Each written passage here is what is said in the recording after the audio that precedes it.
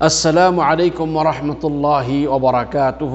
الحمد لله رب العالمين والصلاة والسلام على أشرف الأنبياء والمرسلين نبينا محمد وعلى آله وأصحابه أجمعين. أما بعد، عن أنس بن مالك رضي الله تعالى عنه قال: قال رسول الله صلى الله عليه وسلم: من خرج في طلب العلم فهو في سبيل الله حتى يرجع. اللهم صل على محمد النبي الأمي وعلى آله وأصحابه أجمعين. সম্মানিত দ্বীনি ভাই বোনেরা, আমি আজ আপনাদের সামনে যে বিষয় আলোচনা করব সেই বিষয়টি হলো ইলম অর্জন করার জন্য ঘর থেকে বের হওয়ার ফজিলত। প্রিয় ভাইরা, স্বাভাবিকত এটা আমরা কম বেশ সবাই জানি, ইলম অর্জন করতে হলে অবশ্যই তাকে অনেক ত্যাগ স্বীকার করতে হয়। তার একটা ত্যাগ হলো ইলম শিক্ষা করার জন্য ঘরে বসে সব করা হবে না, আপনাকে স্কুল কলেজে মাদ্রাসায় গিয়ে শিখতে হবে। এই যে ইলম অর্জন করার জন্য যে আপনি ঘর থেকে বেরিয়ে যাবেন, এইটার কি ফজিলত, এই যে ঘর থেকে কষ্ট করে যে ইলম শিখলেন এটার কি ফজিলত, এই সম্পর্কে আজকেই সারসংক্ষেপ আলোচনা করব। প্রথমটা হলো ইলম অর্জন করার জন্য ঘর থেকে বের হওয়াটা হজের সমতুল্য সওয়াবের অধিকারী।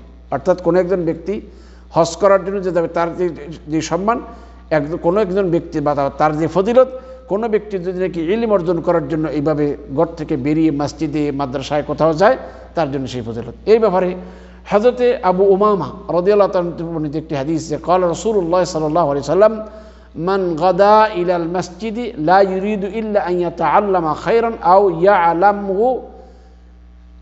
كان له كأجر حاج تامة।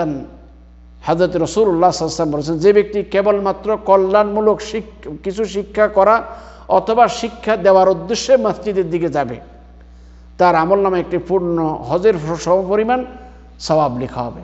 তাহলে বোঝা গেল, এই যে আমরা ইলম শিখার জন্য যাচ্ছি, আমরা প্রত্যেকটা এই শিখার জন্য যাওয়ার কারণে আমরা হজের সওয়াব। আল্লাহ রাসূলের কি দেখেন, মান গাদা ইলাল মসজিদি লা ইউরিদু ইল্লা আন ইয়াতাআল্লামা খায়রান, মানে যে ব্যক্তি কোনো ঘর থেকে শুধু কল্যাণমূলক ইলম শিক্ষার জন্য বের হয়েছে, নিজে শিখবে অথবা অন্যকে শিখাবে, কানা লাহু কাআজরি হাজ্জিন তাম্মান, তার জন্য একটা পরিপূর্ণ হজের নেকি তার আমলে লেখা হবে।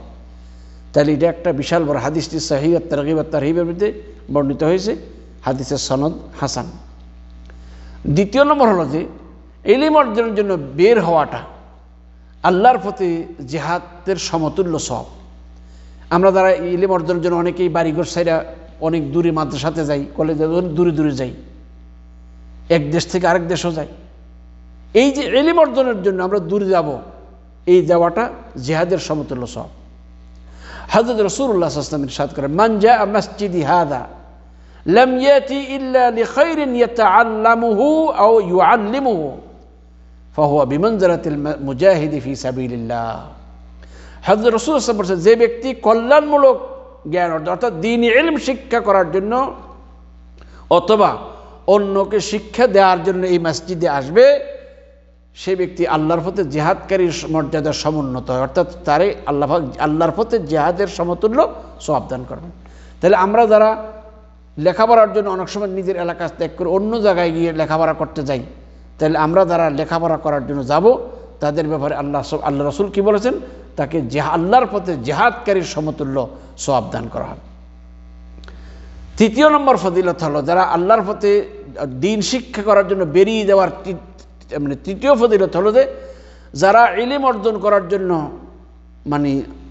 বের হবে, সে যতক্ষণ পর্যন্ত ইলম অর্জনের জন্য বাইরে থাকবে ততক্ষণ পর্যন্ত আল্লাহর পথে জিহাদ করতেছে, আল্লাহর পথে আছে বলে এটা ধরা হবে।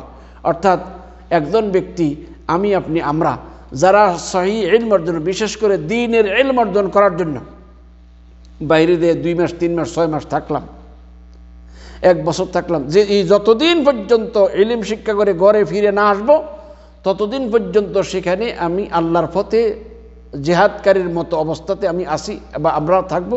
এর সব আমাদের আল্লাহর পথে আসি বলে, অর্থাৎ আল্লাহর পথে জিহাদকারী মুজাহিদের মতোই আমিও সওয়াব লাভ করতে থাকবো। সেজন্য আল্লাহ রাসূল বলেছেন, মান খারাজা ফি তালাবিল ইলমি ফাহুয়া ফি সাবিলিল্লাহ, আল্লাহর পথে রয়েছে ফিরে আসা পর্যন্ত। তাহলে অবশ্যই এটা মনে রাখতে হবে যে আমরা যারা ইলম অর্জন করার জন্য বাড়ি থেকে বেরিয়ে যাচ্ছি, কষ্ট হচ্ছে ঠিকই, কিন্তু আমাদের অনেক মর্যাদা আমরা লাভ করতে পারবো। 4 নম্বর হলো যে ইলমের জন্য বের হলে জান্নাতের পথ তার জন্য সহজ, আল্লাহ পাক সহজ করে দিবেন। অর্থাৎ কোনো মানুষ যখন ইলম অর্জনের জন্য কোথাও দূরে কষ্ট করে যায়, আসা যাওয়া করে, কষ্ট করতেছে ইলমের জন্য, এই যে আসা যাওয়ার কষ্টটা আল্লাহ তার জন্য জান্নাতের পথকে সহজ করে দিবেন। হযরত রাসূলুল্লাহ সাল্লাল্লাহু আলাইহি ওয়াসাল্লাম মান সালাকা তারিকান ইয়ালতামিসু ফীহি ইলমান সাহালাল্লাহু লাহু তারিকান ইলাল জান্নাহ, যে জ্ঞান অর্জন করার জন্য কোনো পথ অতিক্রম করবে আল্লাহ তার জন্য জান্নাতের পথকে সহজ করে দিবেন। প্রিয় ভাইয়েরা, এই জন্য অনেক ভাইয়েরা হয়তো কষ্ট করে অনেক দূরে জায়গায় মাদ্রাসা লেখাপড়া করতে কষ্ট হয়, তাই তারা যেতে চায় না। বলবো যে ভাইরা, আপনি কষ্ট করতেছেন, কষ্টের প্রতিদান অবশ্যই আল্লাহ তাআলা দিবেন। তাই প্রত্যেক ভাইয়ের চেষ্টা করা দরকার যে ইলম অর্জন করার, নিজের বাড়ির যদি ব্যবস্থা না থাকে, আশেপাশে তাহলে দূরে কোথাও গিয়ে হলেও যদি ইলম শিক্ষা করা দরকার, তাহলে অবশ্যই আমরা সেই চেষ্টা করব, যাতে করে আমরা কোরআন ও সহিহ সুন্নাহর ইলম অর্জন করে নিজেও বাঁচতে পারি, পরিবার পরিজন সহ সমাজকে বাঁচাতে পারি, নিজেও যেন আমল করতে পারি, পরিবার পরিজনকেও যেন আমল করাতে পারি, এবং তারাও সমাজকেও যেন সে আমলের দাওয়াত দিতে পারি। আল্লাহ আমাদের সকলকে কবুল করুন, আমিন। ওয়া আখিরু দাওয়ানা আনিল হামদুলিল্লাহি রাব্বিল আলামিন। আসসালামু আলাইকুম ওয়া রাহমাতুল্লাহি ওয়া বারাকাতুহু।